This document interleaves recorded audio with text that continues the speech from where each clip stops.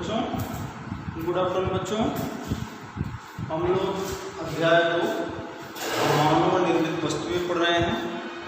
इस अध्याय में हम लोग आज प्लास्टिक के बारे में जानेंगे। इसके पहले मानव निर्मित वस्त्र के बारे में जाना, भवन निर्माण के बारे में जाना, घरेलू कार्य में उपयोग वाले होने वाली वस्तुओं के बारे में जाना, औषधियों के बारे में जाना, संश्लेषित रेशे के बारे में जाना। आज हम लोग प्लास्टिक के बारे में जानेंगे।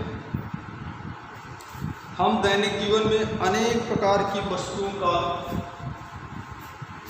उपयोग करते हैं, जिनमें से कुछ जैसे बाल्टी है, मग है, दांत साफ करने के लिए ब्रश आदि वस्तुएं प्लास्टिक की बनी होती हैं। रासायनिक रूप से असंतृप्त हाइड्रोकार्बनों जैसे एथिलीन, एसिटिलीन आदि के उच्च अणु भार के बहुलक प्लास्टिक पदार्थ होते हैं। कुछ प्लास्टिकों के बारे में जाने हैं, जैसे बेकेलाइट है, नायलॉन है, पॉलीथीन है, टेफ्लॉन है आदि प्लास्टिक पदार्थों के उदाहरण हैं। ठीक है। प्लास्टिक में हम दो प्लास्टिक के बारे में आज जानेंगे। एक थर्मोप्लास्टिक है, एक थर्मोसेटिंग प्लास्टिक है। इसके बारे में जानेंगे और दोनों में भिन्नता क्या है इसको भी जानेंगे। जैसे हम थर्मोप्लास्टिक के बारे में जानें, इस प्रकार के प्लास्टिक जो है, हम जब उनको गर्म करते हैं तो वह गर्म करने पर मुलायम हो जाते हैं और जब ये ठंडा होता है तो पुनः ये कड़े हो जाते हैं। जब थर्मोप्लास्टिक को हम गर्म करते हैं तो ये मुलायम हो जाता है और ठंडा होने पे पुनः ये टाइट हो जाता है, कड़े हो जाते हैं। यह क्रिया बार बार दोहराई जा सकती है। थर्मोप्लास्टिक को बार बार जो है गर्म कर सकते हैं, ठंडा कर सकते हैं। इस क्रिया को हम बार बार दोहरा सकते हैं। ठीक है। इसी कारण थर्मोप्लास्टिक का पुनः चक्रण करके इसका उपयोग किया जा सकता है। जो थर्मोप्लास्टिक से बनी वस्तुएं हैं, यदि ये टूट फूट जाती है तो उनका रिसाइकलिंग हो जाता है, पुनः चक्रण करके उनसे नई वस्तुओं का निर्माण किया जा सकता है। पॉलीथीन, पीवीसी, ये सब जो है थर्मोप्लास्टिक के उदाहरण। जो पॉलीथीन होता है, पीवीसी है, ये थर्मोप्लास्टिक का उदाहरण है। अब हम थर्मोसेटिंग प्लास्टिक के बारे में जानेंगे। इस प्रकार के प्लास्टिक भी गर्म करने पर मुलायम तथा ठंडा करने पर कठोर एवं खुरदरे हो जाते हैं। ठीक है। बेकेलाइट थर्मोसेटिक प्लास्टिक है। जो बेकेलाइट है वह एक थर्मोसेटिक प्लास्टिक है। थर्मोसेटिक प्लास्टिक का दोबारा उपयोग नहीं किया जा सकता है, अर्थात इनका पुनर्चक्रण संभव नहीं है। हमने देखा कि थर्मोप्लास्टिक का रिसाइकलिंग है, पुनः उनका चक्रण हो सकता है, लेकिन थर्मोसेटिक प्लास्टिक का पुनः चक्रण होना संभव नहीं है।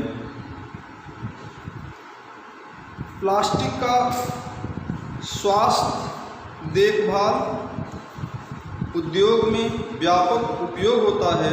उनके उपयोगों के कुछ उदाहरण हैं।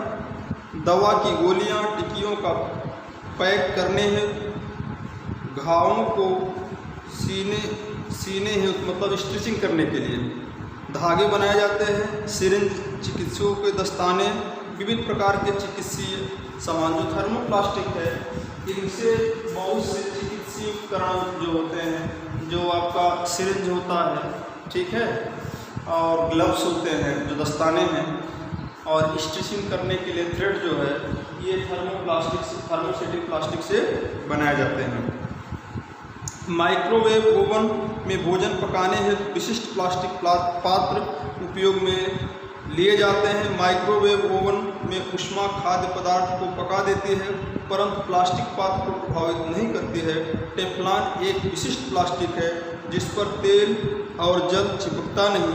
यह भोजन पकाने के पात्रों पर न चिपकने वाली परत लगाने के काम में आता है। टेफ्लॉन जो होता है, ये जो तेल है, ठीक है, ये उस बर्तन पे चिपकता नहीं। देखते हो किसी बर्तन तेल लग जाता है तो उसको छुड़ाने में दिक्कत होती है, लेकिन ये टेफ्लॉन पे तेल जो उसके सरफेस पे चिपकता नहीं है।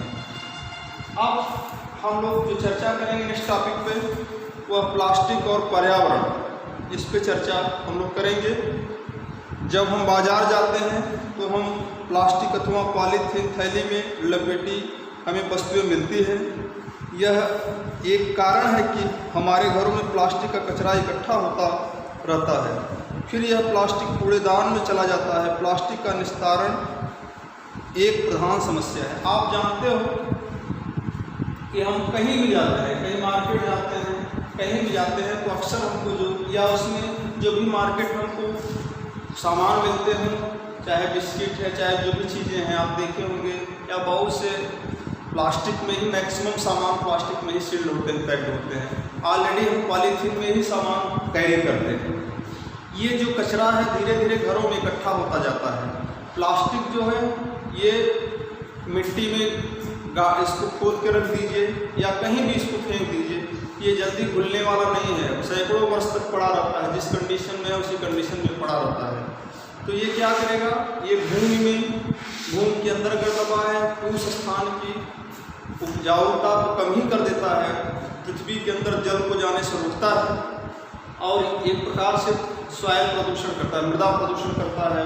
पर्यावरण प्रदूषण में प्लास्टिक का बहुत बड़ा रोल है। इसमें पदार्थ जो प्राकृतिक प्रक्रिया जैसे जीवाणु की क्रिया द्वारा अपघटित हो जाते हैं, जैव निम्नीकरण कहते हैं। जैसे हम बहुत से खाने की चीज़ों को या किसी भी चीज़ को फेंक देते हैं, लकड़ी आपने देखा होगा, कागज़ होता है, कहीं पे अगर कपड़ा है, ये सब फेंक दिया था, देखते हैं कुछ समय बाद वो बैक्टीरिया द्वारा, जीवाणुओं द्वारा उनका निम्नीकरण कर दिया, तो मैंने उनको अपघटित कर दिया जाता है, जैव निम्नीकरण होते हैं। लेकिन जो प्राकृतिक प्रक्रियाओं द्वारा सरलता से विघटित नहीं होता है, कुछ पदार्थ ऐसे हैं जो प्राकृतिक प्रक्रियाओं द्वारा सरलता से विघटित नहीं होता है, जैव अनिम्नीकरण कहलाता है। आप वही अनिम्नीकरण की बात हो, जैसे पॉलीथीन पे कोई बैक्टीरिया या कोई भी इसको जीवाणु वायरस इसको नष्ट नहीं कर सकता, इसको घोल नहीं सकता, विघटित नहीं कर सकता है। तो ये कचरा के रूप में इकट्ठा होता रहता है जो हमारे पर्यावरण को प्रदूषित करता रहता है। इससे जल प्रदूषण, मृदा प्रदूषण, कई प्रकार की समस्याएं प्लास्टिक की ही देन है। नेक्स्ट टॉपिक प्लास्टिक की उपयोगिता के बारे में हम लोग कल चर्चा करेंगे, ठीक है। कांच के बारे में जानेंगे, साधारण मृदु कांच क्या है, कठोर कांच है, फ्लिंट या प्रकाशीय कांच क्या है, इस टॉपिक पर हम लोग कल चर्चा करेंगे, ठीक है। ओके।